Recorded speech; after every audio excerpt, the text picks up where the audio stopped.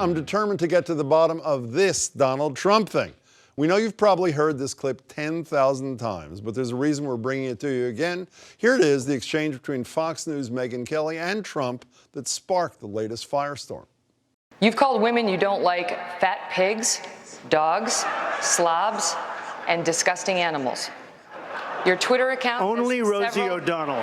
For the record, it was well beyond Rosie O'Donnell. Yes, I'm sure it was. Your Twitter account has several disparaging comments about women's looks.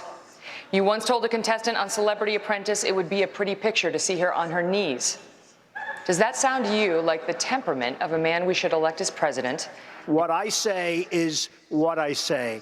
And honestly, Megyn, if you don't like it, I'm sorry. I've been very nice to you, although I could probably maybe not be based on the way you have treated me, but I wouldn't do that. Many thought those comments might sink the unsinkable Donald Trump, but as we just heard, he's alive and relatively well in Iowa. How about New Hampshire and beyond? We've gathered an all-women caucus tonight to tackle the issue.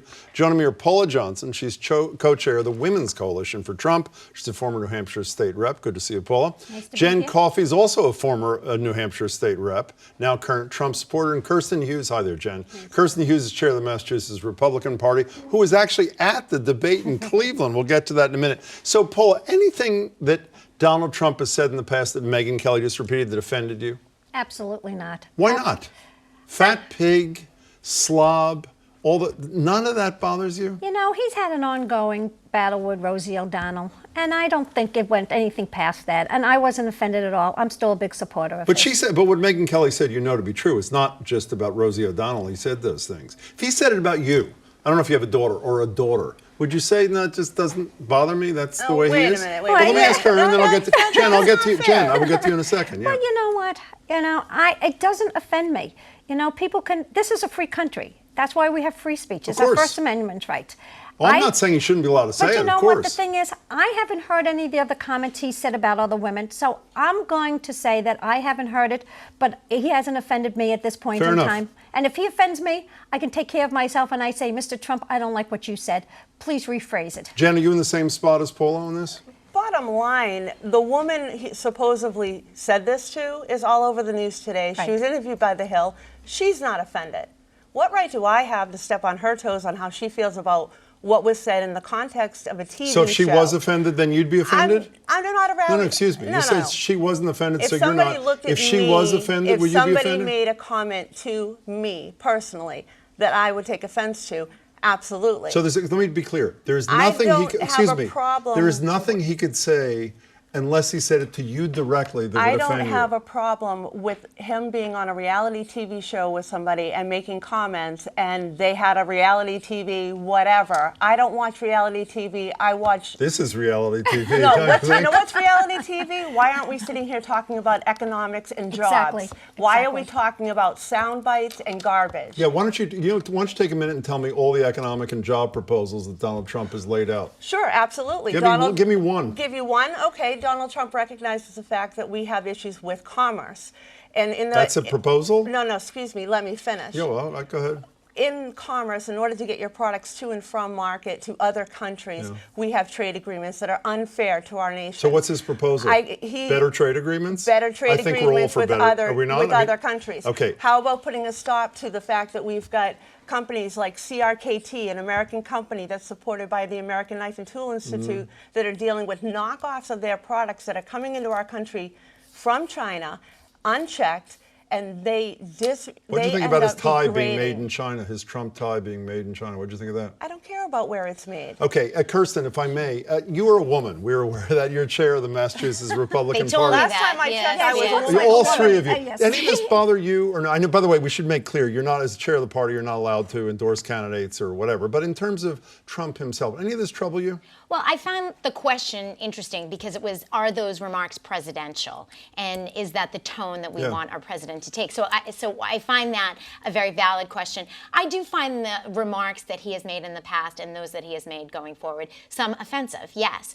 And it's okay, I can find them offensive. But again, I think the question is that something that we want for our president? Is it something you want for your president? I think that, sometimes tact and personality are important factors for the president, and I think that that's a valid question. I don't know that that's okay for me. By the way, did you better laugh than at the having a Rosie? Paula. Jen, if I can hold it for one Sorry. second, I'll get back to you. It's okay. Did you laugh at the Rosie O'Donnell joke? It was the loudest laugh by far in the whole auditorium. I didn't laugh. I didn't laugh just because I really wanted to sit there and listen to what the other candidates had to say. Let me. We got an email If yesterday, they made Jen. a Donald Trump hair. Pardon me. I'm sorry. What? Would you have laughed if they made yet another joke about Donald Yeah, Trump's exactly. hair? By the way, in probably the spirit not. of fairness, I've made that jokes, and you're right. It's what's good for the goose. Let me stay with you for a second, though. Yesterday we were talking about this very issue on the radio, and a couple of people who are Trump supporters emailed and said, how come you're not equally upset with the fact that you learned that if you're concerned about the war on women, so to speak? Scott Walker, no exceptions for Life of the Mother, we found out from Megyn Kelly.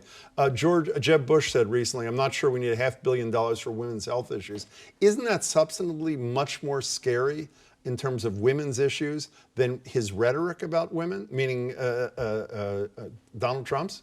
Well, I do think that substantive points on issues are far more important to discuss. Now, we could delve into different candidates and what they think on different issues. But I do think that those points are the ones that are worth discussing. And also the fact that Hillary Clinton has issues with women and her women voters. Nobody's talking about that. They're all talking about Trump. And I get it. It's the summer. Nobody's paying attention to substantive policies. Nobody's paying attention. It was Nobody's paying attention biggest watched presidential primary debate ever. To substantive Got it. policy decisions. Paula, and I speaking think of that that's substantive valid. policy, since Jen criticized me a minute ago, I'm going to listen to her. What's the allure? If you're not troubled by the comment about, I assume you're not troubled with the comments about John McCain or Mexican rapist, none of that bothers you.